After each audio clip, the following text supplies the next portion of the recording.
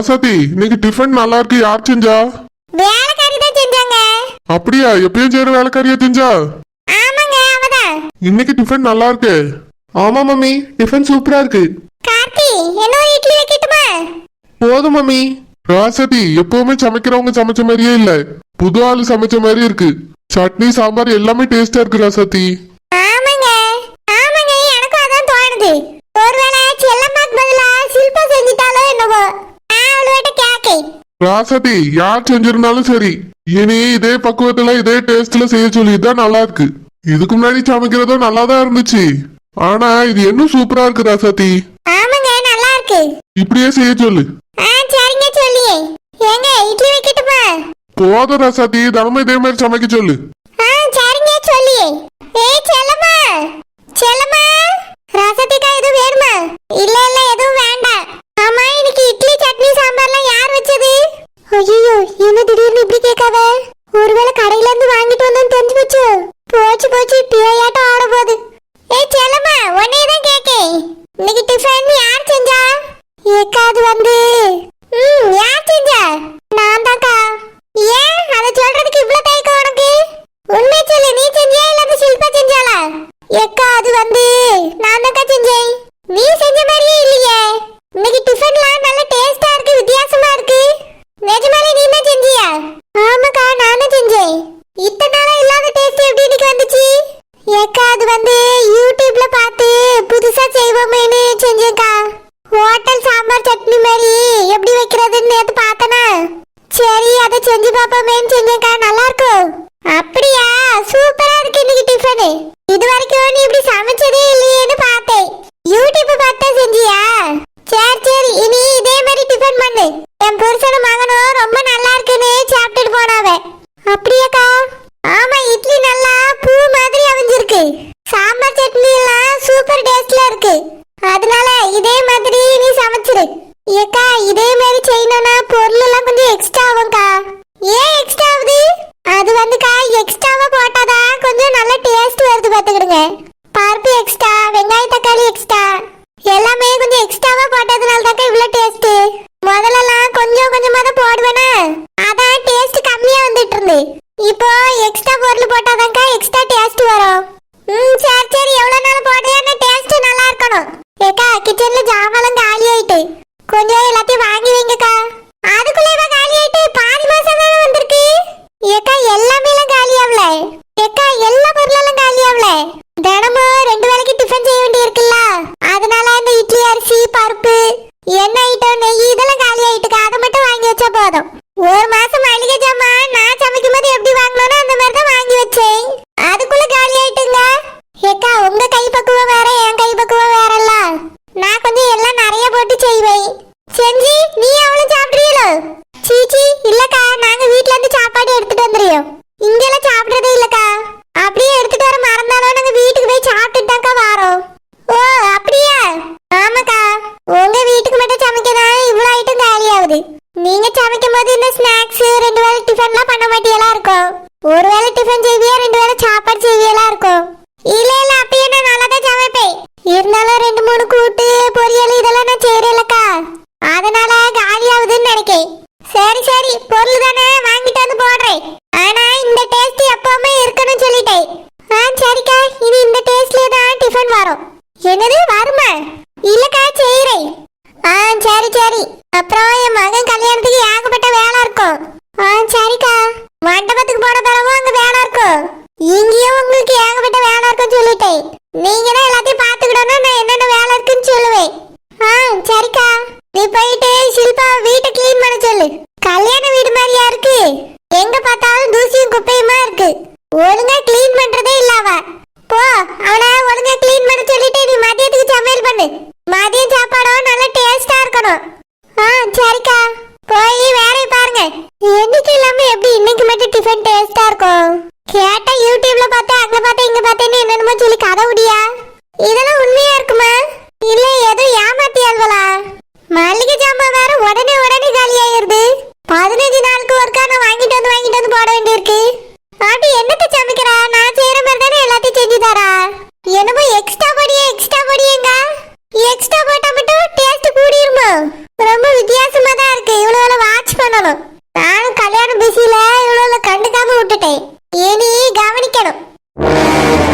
ராணி ராணி ராணி.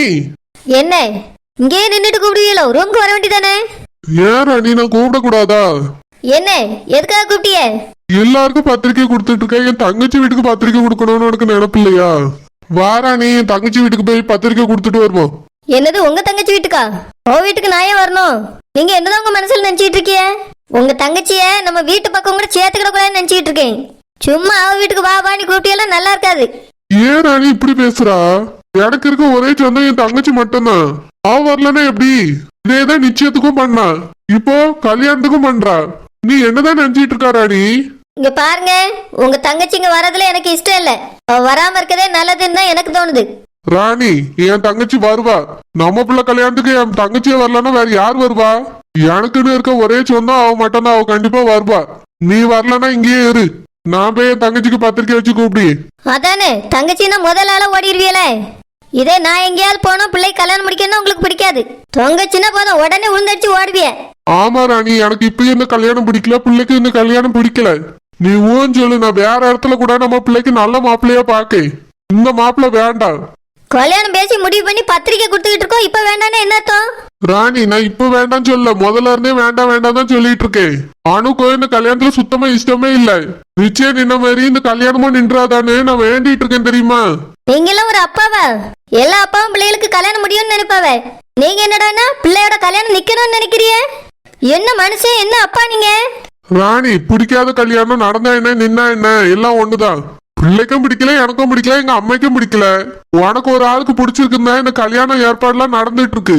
கட்டிக்க போற பிள்ளைக்கே பிடிக்காம யார் கல்யாணம் பண்ணி வைப்பா சொல்லு? நீ பண்றது உனக்கே நல்லா இருக்கா ராணி? நான் பண்றதுதான் கரெக்ட். இப்போ உங்களுக்கு புரியாது, போக போக நான் பண்றதுதான் நல்லதுன்னு நீங்களே சொல்லுவிய. என்னமோ பண்ணு ராணி, ஆனா இந்த கல்யாணம் எனக்கு சுத்தமா பிடிக்கல. ஏதோ கல்யாணம் ஏற்பாடு பண்ணி பத்திரிக்கை எல்லாம் அடிச்சுட்டேங்கிறதுனால தான் நான் எல்லாரையும் கூப்பிட்டேன். என் தங்கச்சியை கூப்பிட கூட எனக்குலாம் இஷ்டம் கிடையாதுதான். ஆனா நீ கல்யாணம் ஏற்பாடு பண்ணிட்டியே. என் தங்கச்சிக்கோ நம்ம பிள்ளைக்கு கல்யாணம் தெரியும். அவ வருத்தப்படுவாளேன்னா கூப்பிடணும்னு சொல்லிட்டு இருக்கேன். ஆமா, அவ வருத்தப்பட்டுட்டா அந்த உலகம் தாங்காது, இந்த வீடும் தாங்கிறாது. நீங்க என் புருஷனாவும் பேசல, பிள்ளைக்கு அப்பாவும் பேசல, அந்த சரோஜாக்கு அண்ணனா மட்டும் தான் பேசிட்டு இருக்கிய. ராணி நீ சொன்னாலும் சொல்லாட்டியும் அவளுக்கு அண்ணன் தானே. எனக்கு இருக்கிறது ஒரே தங்கச்சி. நீ வேணா அவளை ஒதுக்கி வைக்கலாம். நான் எப்படி என் தங்கச்சி ஒதுக்க முடியும்? என்ன போய் ஒழுங்க, எனக்கு தெரியாது. என்னையெல்லாம் அந்த வீட்டுக்கு கூப்பிடுற வேலை வச்சுக்கிட்டாருங்க. அதே மாதிரி அவ மண்டபத்துக்கு வந்தாலும் நான் வாணி கேட்க மாட்டேன், எட்டு கூட பார்க்க மாட்டேன். என்கிட்ட வந்து அவ ஏதாவது பேசினா நல்லா இருக்காது சொல்லிட்டேன். ஏரா நீ எதுக்கு என் தங்கச்சி இப்படி வெறுக்கிறா? அவ ஒரு சரியான லோ கிளாஸ்.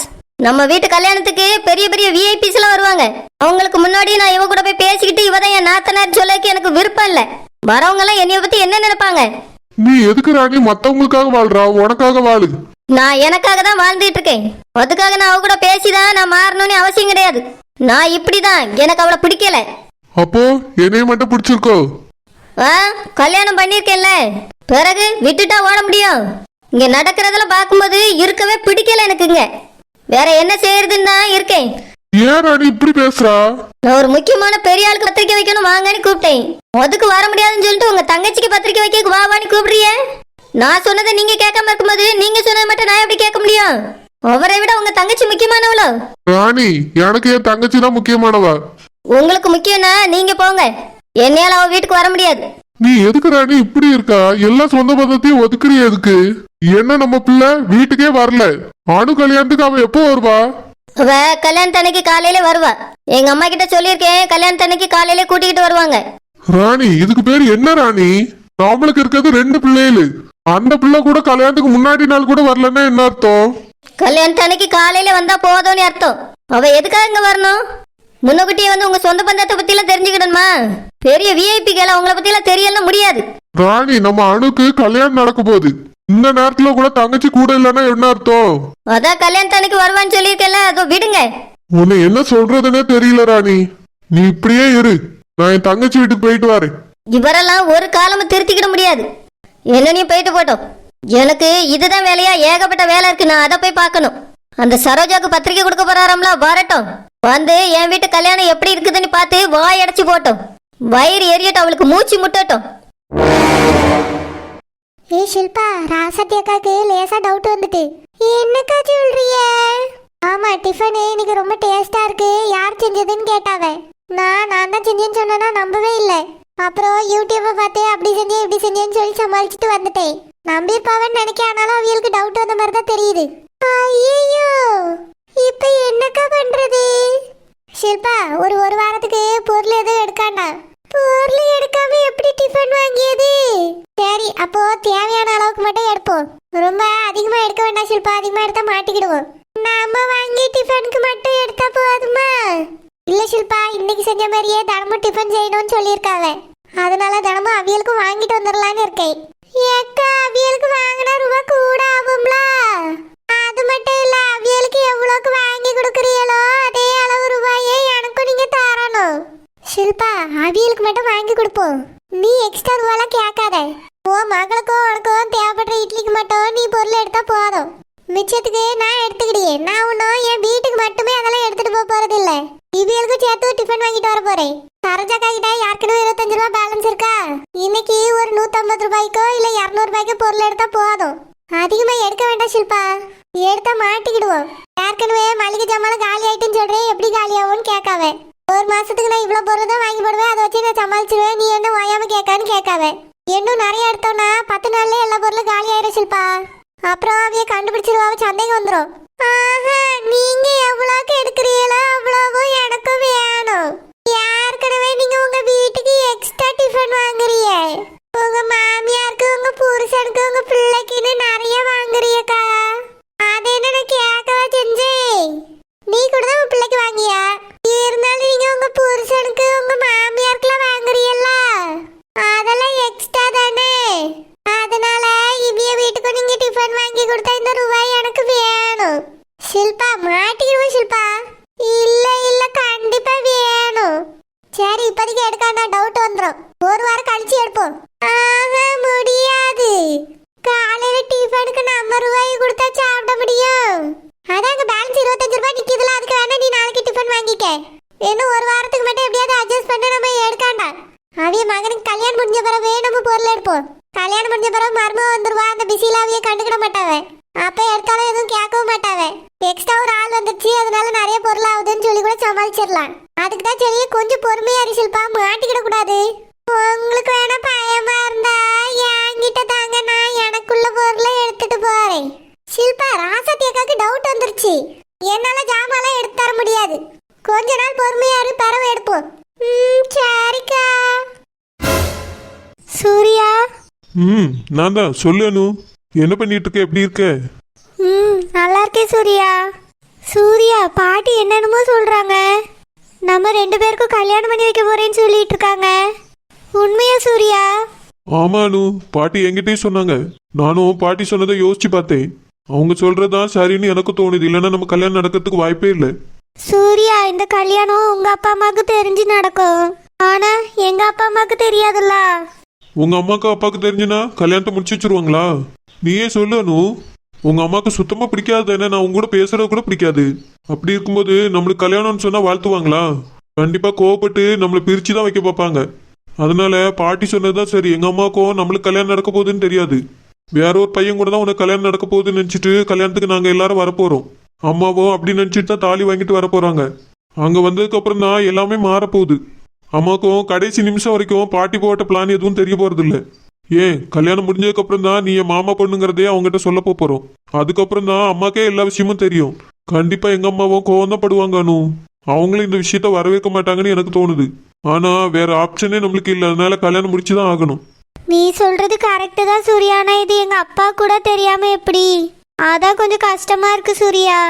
எங்க அப்பா என் மேல ரொம்ப நம்பிக்கை வச்சிருக்காங்க. அவங்க கிட்ட சொல்லாம எப்படி சூர்யா கல்யாணம் பண்ணிக்கிறது? அப்பாட்ட மட்டும் சொல்லிடலாமா? உங்க அப்பா கிட்ட சொன்னா உங்க அம்மா கிட்ட சொல்லிட்டாங்கன்னா என்ன பண்றது? உங்க அப்பா உங்க அம்மா கிட்ட எதையுமே மறைக்க மாட்டாங்கல்ல. இதையும் சொல்லிட்டாங்கன்னா கல்யாணம் நின்று போயிடும். சூர்யா, பாட்டி கிட்ட சொல்லி எங்க அப்பாட்ட சொல்லலாம் சூர்யா. சொந்தக்காரங்க வீட்டு கல்யாணம் சொல்லி எங்க அப்பா என்னைய கூட்டிட்டு வரட்டுமே, அதுதான் சரியா இருக்கும். எங்க அப்பாவும் என் கல்யாணத்தை பார்த்த மாதிரி இருக்கும்ல. நீ தான் கல்யாணம் பொண்ணா மேடையில உட்காந்துருக்க போற. உனக்கு அங்க இன்னொரு அப்பா அம்மா இருக்க போறாங்க. அப்படி இருக்கும்போது மாமா உன்னை மேடையில பார்த்தா கோவப்பட மாட்டாங்களா? என்ன நடக்கும்னு கொஞ்சம் யோசிச்சு பாரு. எங்க அம்மாவது யாரோ ஒரு பொண்ணு கல்யாணத்துக்கு போறோங்கிற நினைப்புல வந்து உட்காந்துருக்க போறாங்க. உன் கல்யாணம் நின்ன பிறகுதான் அம்மா என்னை தாலி கட்டுன்னு சொல்ல போறாங்க. ஆனா உங்க அப்பா விஷயம் அப்படி இல்ல. உன்னை மேடையில பார்த்ததும் கத்திட்டாங்கன்னா என்ன பண்றது? அதனால கொஞ்சம் யோசிக்கணும். நான் முகத்தை மூடிட்டு வந்து உட்கார்றேனே. எங்க அப்பாவும் கல்யாணத்துக்கு வரணும்னு எனக்கு தோணுது சூர்யா. சரியனு, உன் ஆசையை கெடுக்க நான் விரும்பல. நம்ம இந்த விஷயத்தை பத்தி பாட்டிக்கிட்ட பேசி பார்க்கலாம்.